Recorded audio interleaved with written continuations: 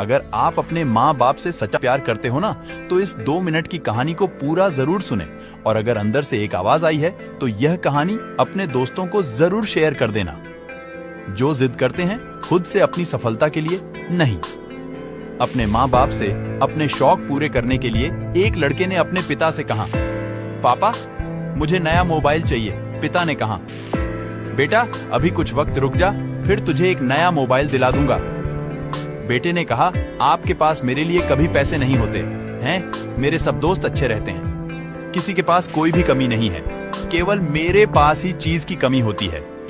अब आप बच्चे पैदा करना बेहद आसान होता है, लेकिन उन्हें पालन बेहद मुश्किल जब आप मेरी जरूरत पूरी कर नहीं सकते। तो क्या मतलब इस घर में रुकने का? मैं घर छोड़कर जा रहा हूँ। पिता ने बोला, बेटा रुक जा, मेरी बात तो सुन, हम तुझे मोबाइल दिला देंगे।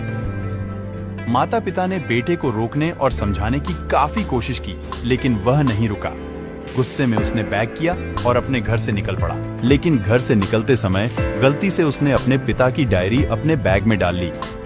पिता की आदत थी कि वह हमेशा डायरी में लिखा करते थे और उनकी डायरी को छूने की परमिशन किसी को भी नहीं थी। लड़का घर से काफी दूर चला जाता है, फिर थक कर बैठ जाता है। जब उसने अपनी बैंक में वह डायरी देखी तो सोचा, आखिर मिल ही गया। खजाना आज पता चल जाएगा कि मेरे पिताजी ने कहां कहां दौलत छुपा रखी है और उन्हें किन किन लोगों से पैसे लेने हैं, और घर का सारा लेखा जोखा आज मुझे मिल जाएगा। बेटे को लगा इस डायरी में पिताजी की सारी लेन देन का हिसाब होगा। जैसे ही लड़के ने उसे डायरी को पढ़ाना शुरू किया तो उसकी आंखों से आंसू बहने लगे। डायरी की शुरुआती पन्नों में बेटे को जो बाइक दिलाई थी उसका हिसाब लिखा था, जिसकी EMI पिताजी अभी तक चुका रहे हैं।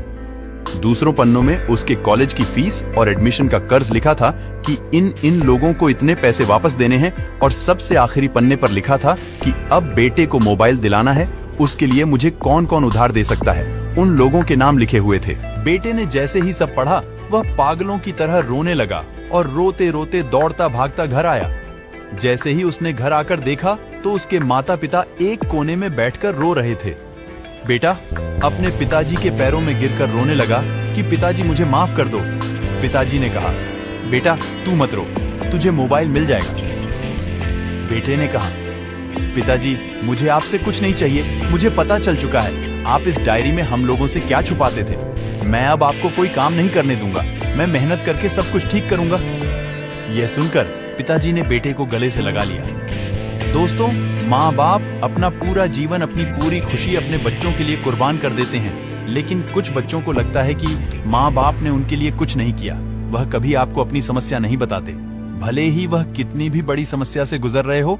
रिश्तेदार भी उन्हें नीचा दिखाते होंगे तो भी वह सह लेते होंगे, लोग भी ताने मारते होंगे तो भी वह सह लेते होंगे, लेकिन अपनी समस्या कभी शेयर नहीं करते, क्योंकि वह आपको कभी दुखी नहीं देखना चाहते हैं। अब आपका फर्ज बनता है अपने माँ बाप को अच्छी तरह रखना और उन्हें सुख देना, ताकि वह भी अपने जीवन का बच्चा हुआ समय सुख में गुजार सकें। यदि आप अभी भी नींद में सोए हो तो आप जाग जाइए और शौक पूरे करने पर नहीं, अपना करियर बनाने पर ध्यान दीजिए, क्योंकि अगर आप अपने माँ बाप के रहते कुछ नहीं कर पाए तो बाद में आप सोने का महल भी बना लोगे ना, तो उसमें भी आपको नींद नहीं आएगी। अपने जीवन में कुछ बेहतर कर लीजिए, ताकि आपके माता पिता की उम्र होने के बाद भी काम ना करना पड़े। अगर यह मोटिवेशनल स्टोरी आपको अच्छी लगी तो इसे सभी के साथ शेयर कीजिए और कमेंट के माध्यम से बताएं आपको स्टोरी कैसी लगी। धन्यवाद।